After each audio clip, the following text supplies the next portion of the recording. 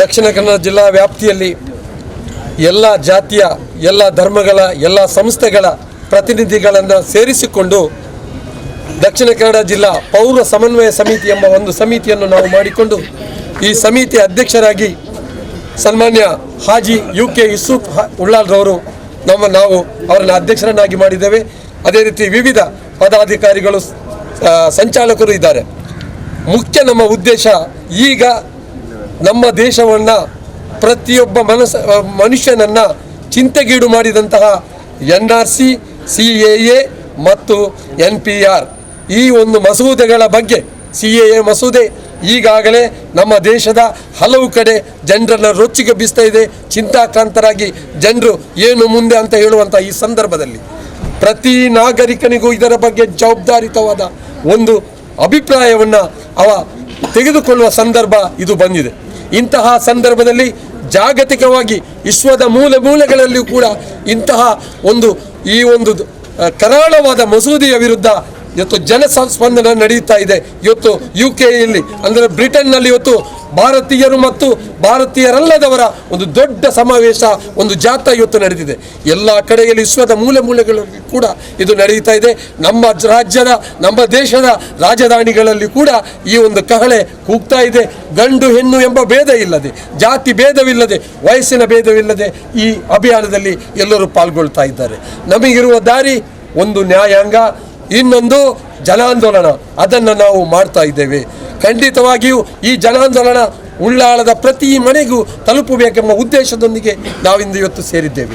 ಈಗಾಗಲೇ ಬಂದಿರುವಂಥ ನಮ್ಮೆಲ್ಲ ಗೌರವಾನ್ವಿತ ಪ್ರತಿನಿಧಿಗಳನ್ನು, ನಮ್ಮ ಊರಿನ ನಾಯಕರುಗಳನ್ನು, ಮುಖಂಡರುಗಳನ್ನು, ವಿವಿಧ ಸಮುದಾಯವನ್ನು ಪ್ರತಿನಿಧಿಸುತ್ತಿರುವಂತಹ ಎಲ್ಲರನ್ನ ತೊಡಗಿಸಿಕೊಂಡು ಹೋಗುವಂತಹ ಯಾವುದೇ ಪಕ್ಷ, ಯಾವುದೇ ಜಾತಿಯ ಭೇದವಿಲ್ಲದೆ ಎಲ್ಲರನ್ನೂ ಸೇರಿಸಿಕೊಂಡು ಸಮನ್ವಯ ಮಾಡಿಕೊಂಡು ಹೋಗುವಂತಹ ಈ ಒಂದು ಸಂದರ್ಭದಲ್ಲಿ ಬಂಧುಗಳೇ, ಈಗಾಗಲೇ ನಾವು ಲೀಗಲ್ ಸೆಲ್ನವರಲ್ಲಿ ಮಾತಾಡಿದ್ದೇವೆ.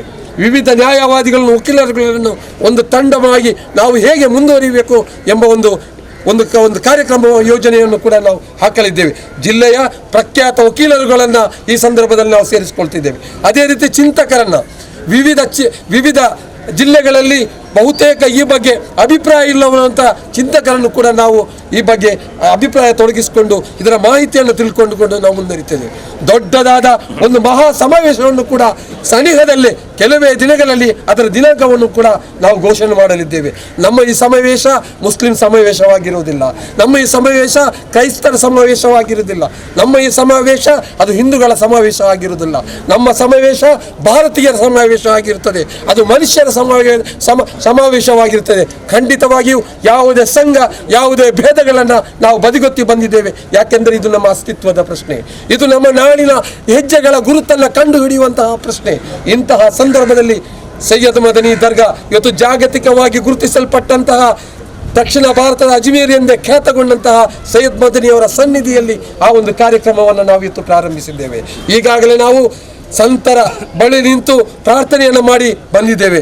ಬಂಧುಗಳೇ, ಇದು ಸುಖಿಸುವಂತಹ ದಿನ ಅಲ್ಲ, ಇದು ಖುಷಿ ಪಡುವಂತಹ ದಿನಗಳಲ್ಲ. ಈ ಸಮಾವೇಶ ಅಥವಾ ನಮ್ಮ ಈ ಕೂಡಿಕೆ ಯಾವುದೇ ಸೆಲ್ಫಿ ಫೋಟೋಕ್ಕಾಗಿರುವಂಥದ್ದಲ್ಲ. ಈ ನಮ್ಮ ಕೂಡಿಕೆ ಇದು ಐತಿಹಾಸಿಕವಾದ ದಾಖಲೆಗಳನ್ನು ಕೊಡುವಂತಹ ಸಂದರ್ಭವಾಗಿದೆ ಅಂತ ಹೇಳಲಿಕ್ಕೆ ನಾನು ಇಷ್ಟಪಡ್ತಿದ್ದೇನೆ.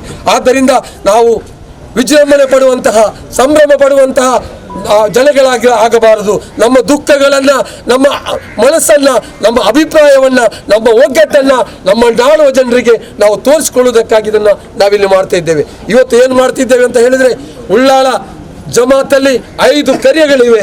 ಈ 5 ಕರಿಯಗಳ ಪ್ರಥಮ ಕರಿಯ ಅದು ಕೋಟೆಪುರ ಕರಿಯ ಆಗಿದೆ. ಆ ಕೋಟೆಪುರ ಜುಮಾ ಮಸೀದಿ ಅಧ್ಯಕ್ಷರಾದ ಅಬ್ಬಾಸ್ ಹಾಜಿ ಅವರ ಕೈಯಲ್ಲಿ ನಾವು ಇವತ್ತು UK ಅಬ್ಬಾಸ್ ಅವರ ಕೈಯಲ್ಲಿ ಇವತ್ತು ಆ ಒಂದು ಸ್ಟಿಕ್ಕರನ್ನು ನಮ್ಮ ಜಮಾತಿನ ಅಧ್ಯಕ್ಷರು ಸೈಯದ್ ಮದನಿ ದರ್ಗಾದ ಅಧ್ಯಕ್ಷರಾದ ಸನ್ಮಾನ್ಯ ಅಬ್ದುಲ್ ರಶೀದ್ ಹಾಜಿ ಅವರು ಅದನ್ನು ಕೊಡಲಿಕ್ಕಿದ್ದಾರೆ.